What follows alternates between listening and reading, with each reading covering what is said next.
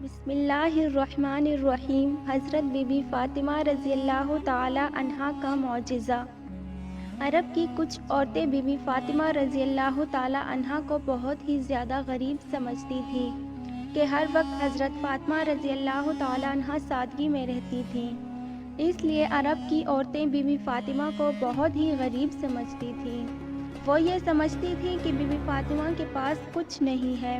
حضرت فاطمہ کی سخاوت کی باتیں کچھ عورتیں کرنے لگیں۔ ان عورتوں میں سے ایک منافق عورت بولی کہ میں نہیں مانتی کہ بنت رسول اللہ صلی اللہ علیہ وآلہ وسلم کے پاس کچھ ہے، یا کوئی دولت ہے، یا کوئی معجزہ ہے۔ وہ خود سادگی میں رہتی ہیں۔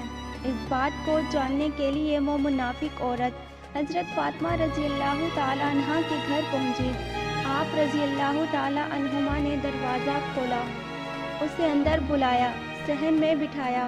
وہ عورت بولنے لگی، اے بنت رسول، آپ کی سخاوت کے چرچے سرعام ہو رہے ہیں۔ آج میں بھی چاہوں گی کہ آپ مجھے کچھ دکھائیں۔ حضرت فاطمہ رضی اللہ تعالی عنہا فرمانے لگی کہ اللہ نے ہر انسان کو وہ عطا کیا ہے جو اس کے لیے بہتر ہے۔ بی بی فاطمہ رضی اللہ تعالی عنہا فرمانے لگیں کہ اے عورت، وہ نعمت دیکھو جو اللہ نے تمہیں جسم کی صورت میں عطا کی ہے۔ ان نعمتوں کے آگے دنیا کی دولت کچھ بھی نہیں ہے۔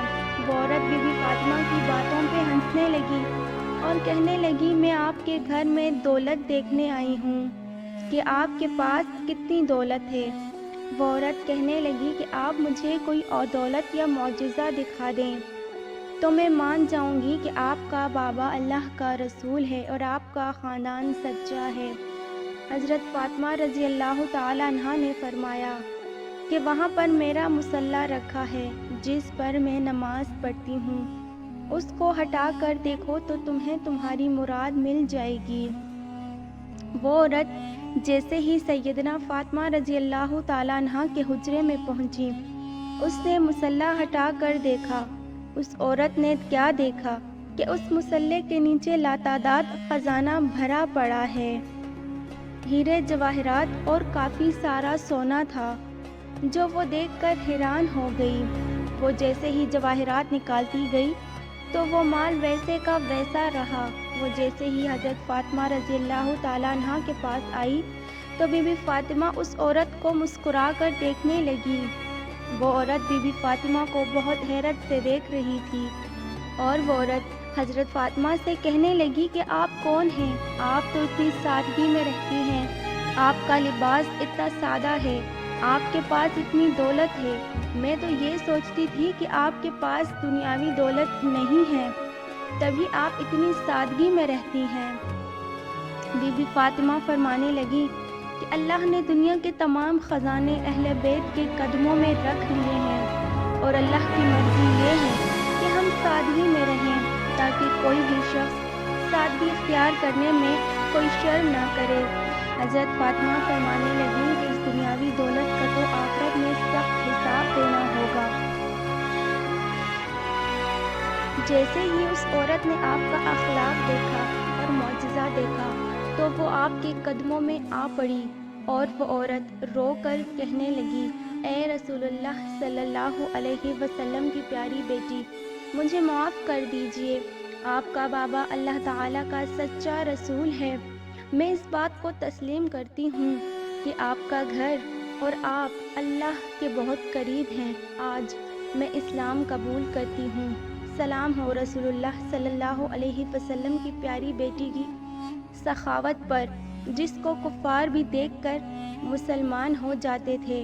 بی بی فاطمہ کے پاس جو کچھ بھی تھا وہ آپ نے اللہ کی راہ میں دے دیا اور اپنے پاس کچھ بھی نہ رکھا۔ بی بی فاطمہ رضی اللہ تعالی عنہا اپنے گھر کے سارے کام اپنے ہاتھوں سے کیا کرتی تھی، بچوں کی پرورش بھی کرتی تھی، اور گھر میں سارا دن چکی میں آٹا بھی پیسا کرتی تھی۔ آپ رضی اللہ تعالی عنہا ہر وقت سادگی میں رہتی تھی۔ ایک عورت حضرت فاطمہ رضی اللہ تعالی عنہا کے پاس آئیں اور کہنے لگی کہ اے بنت رسول صلی اللہ علیہ وسلم، میرے 3 سوال ہیں۔ پہلا یہ کہ کوئی ایسا عمل ہے جس سے انسان کے سارے گناہ معاف ہو جائیں؟ دوسرا سوال، اللہ کے نزدیک سب سے افضل گھر کون سا ہے؟ اور تیسرا سوال، انسان اور جنت کے بیچ فاصلہ کتنا ہے؟ یہ بات سن کر بی بی فاطمہ فرمانے لگی کہ میں نے اپنے ابا حضور سے سنا ہے کہ اپنے والدین کی خدمت کرنا ایک ایسا عمل ہے کہ جو انسان کے گناہوں کو ایسے صاف کرتا ہے جیسے آگ لکڑی کو ختم کر دیتی ہے۔ اور تمہارا دوسرا سوال تھا کہ اللہ کے نزدیک سب سے افضل گھر کون سا ہے؟ جس گھر میں عورتوں کا پردہ جتنا افضل ہوگا، اللہ کے نزدیک اس گھر کا مقام بھی اتنا ہی افضل ہو جائے گا۔ میں نے اپنے ابا جان سے سنا ہے کہ جیسے جواہرات کے لیے صندوق ضروری ہے، ویسے ہی عورتوں کے لیے پردہ ضروری ہے۔ اور تمہارا تیسرا سوال، انسان اور جنت کے بیچ کتنا فاصلہ ہے؟ میں نے اپنے ابا سے سنا ہے کہ انسان اور جنت کے بیچ 1 قدم کا فاصلہ ہے۔ وہ عورت کہنے لگی کہ اے بنت رسول، کہ یہ کیسے ممکن ہے؟ تو بی بی فاطمہ نے فرمایا کہ اے عورت، اپنا 1 قدم اپنے نفس اور خواہشات پر رکھ دو، تمہارا دوسرا قدم جنت میں ہوگا۔